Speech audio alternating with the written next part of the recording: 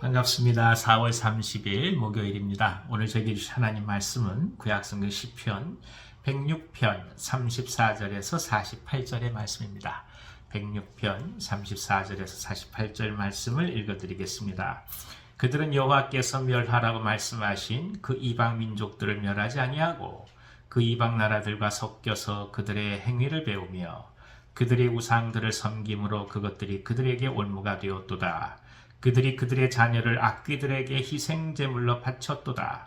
무죄한 피, 곧 그들의 자녀의 피를 흘려 가나안의 우상들에게 제사함으로 그 땅의 피로 더러워졌도다. 그들은 그들의 행위대로 더러워지니 그들의 행동이 음탕하도다. 그러므로 여호와께서 자기 백성에게 맹렬히 노하시며 자기의 유업을 미워하사 그들을 이방 나라의 손에 넘기심에 그들을 미워하는 자들이 그들을 다스렸도다. 그들이 원수들의 압박을 받고 그들의 수하에 복종하게 되었도다. 여호와께서 여러 번 그들을 건지시나 그들은 교묘하게 거역하며 자기 죄악으로 말미암아 낮아짐을 당하였도다.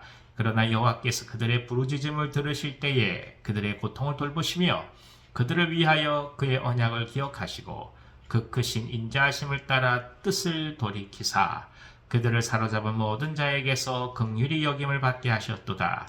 여호와 우리 하나님이여 우리를 구원하사 여러 나라로부터 모으시고 우리가 주의 거룩하신 이름을 감사하며 주의 영예를 찬양하게 하소서. 여호와 이스라엘의 하나님을 영원부터 영원까지 찬양할지어다.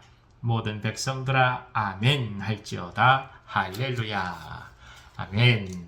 아멘. 이스라엘은 하나님의 은혜로 가나안에 들어가면서도 하나님께서 주신 그 언약 그리고 사명인으로서의 삶을 저버리기 시작합니다. 이방 민족들과 섞여서 그들의 행위를 배우게 되었죠. 그리고 그것은 급기야 우상을 섬기게 되는 결과를 초래하고 말았습니다. 이것을 오늘 성경은 이것이 그들의 올무가 되었다 이렇게 말씀을 하죠. 물론 가나안 사람들의 지혜를 따라 함께 농사를 짓고 함께 살아가기 위해서 가장 합리적이고 이성적으로 옳다 하는 일을 선택했다고 하지만 이것이 훗날 올무가 될 줄 누가 상상이나 했겠습니까? 그래서 더더욱 하나님의 지혜, 하나님을 향한 믿음이 무엇인지를 또 한번 이 말씀은 알게 합니다. 이스라엘은 심지어 가나안 신의 영향을 받아서 자녀들을 제물로 드리는 극악한 행위까지 범하고 말았습니다.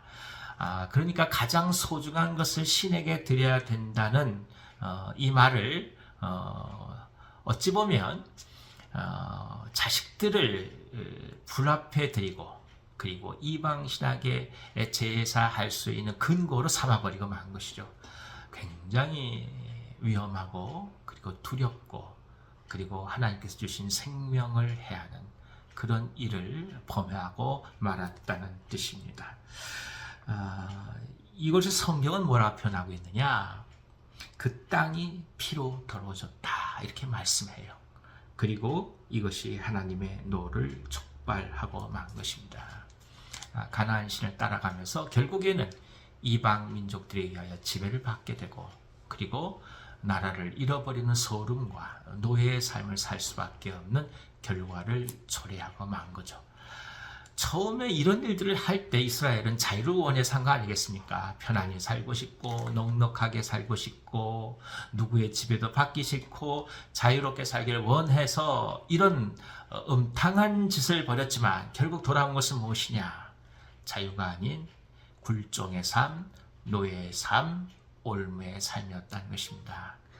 하나님을 떠나는 것이 자유를 줄 것 같지만 결국에는 그렇지 않다는 사실을 우리 이 말씀을 통해서 통렬하게 배울 수밖에 없습니다. 죄를 향해 나아갈 수밖에 없는 길은 결코 자유를 가져다 주지 못합니다. 죄에 묶이게 되고 결국 생명까지 해야 할 수밖에 없는 그런 고통스러운 결과를 가져온다는 것을 이스라엘 역사는 우리 가운데 증명하고 있습니다. 하지만 하나님께서는 이런 이스라엘을 그럼에도 불구하고 돌보시고 긍휼을 베풀어 주십니다. 이스라엘의 기도에 응답해 주시고 그리고 그들을 계속해서 건지신 것입니다. 오늘 성경은 여러 번 건지셨다 그렇게 말씀하십니다. 이것은 사사기에서 보이듯이 계속해서 배반을 반복해 갈 수밖에 없었던 이스라엘의 역사를 미리 바라보고 이야기하는 것이라 할 수가 있습니다. 그렇습니다. 어찌됐든 패역의 길을 향하지만 그럼에도 불구하고 통회하고 자복하고 돌아왔을 때 하나님은 다시금 용서해 주시고 구원의 길을 베풀어 주셨으니 그 인자하심을 찬미할 수밖에 없는 것이죠. 하나님은 이를 가리켜서 몇 가지 말씀하십니다. 그들의 고통을 돌보셨다. 그리고 언약을 기억하셨다. 그리고 인자하심을 따라 뜻을 돌이키셨다. 긍휼히 여김을 받게 하셨다. 이렇게 말씀하고 있는 것입니다. 참 인간의 생각으로 보면 괘씸해서 버릴 만도 한 거 아니겠습니까? 우리는 사실 알고 보면 한 번, 두 번 용서하기도 어렵잖아요. 그런데 하나님께서는 계속해서 배역의 길을 갈 수밖에 없었던 이스라엘을 그럼에도 불구하고 용서하시고 또 구원해 주시는 그 모습을 바라보면서 오늘 우리가 무엇을 과연 붙들고 살아가야 될지 가장 소중한 말씀을 주신다고 볼 수 있습니다. 우리가 붙들고 갈 수 있는 것은 결국 하나님의 긍휼이요 인자하심 밖에 없습니다. 사람을 붙들 수 있겠습니까? 아무리 우리 주위에 있는 사람들이 우리를 위해서 있다고 얘기한다 할지라도 그럴 수 있는 것이 어디 있겠습니까? 사람은 신뢰할 수 있는 존재가 아니잖아요. 사람은 사랑할 존재지 하나님처럼 어찌 믿을 수 있겠습니까? 그저 넘어지고 쓰러질 수밖에 없는 것이 인간 아니겠습니까? 내 자신도 감당하지 못하는데 누구한테 기댈 수 있겠습니까? 그리고 더더욱 중요한 거 우리의 완벽함을 그렇다고 계속 붙들고 갈 수 있을까요? 그렇지 않잖아요. 실수할 수밖에 없고 넘어질 수밖에 없고 순간순간 변덕스러워서 마음이 조정모계로 바뀌는 것이 우리 자신들인데 그런 우리를 어찌 믿고 우리의 모든 삶을 위탁하고 나가겠습니까? 믿을 것은 하나님의 인자하시며 하나님의 은혜밖에 없습니다. 그래서 더더욱 믿음을 붙들고 가는 것입니다. 하나님, 우리를 지켜주십시오. 우리를 인도해 주십시오. 그리고 예전에 인도에 오셨듯이 앞으로도 인도에 가실 줄 믿습니다. 그리고 그 모든 인도하심에 대한 감사의 고백이 우리에게 있을 때 내일을 두려움 없이 하나님의 손에 의탁하고 기쁨으로 소망으로 오늘을 살아가게 되는 것입니다.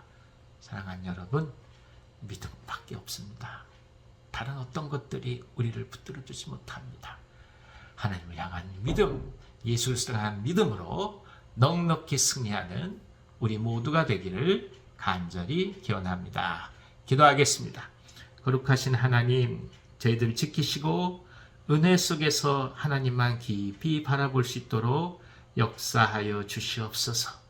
흔들리는 인간을 의지하기보다 변치 않는 하나님을 신뢰하며 고백할 수 있도록 역사하여 주시옵소서.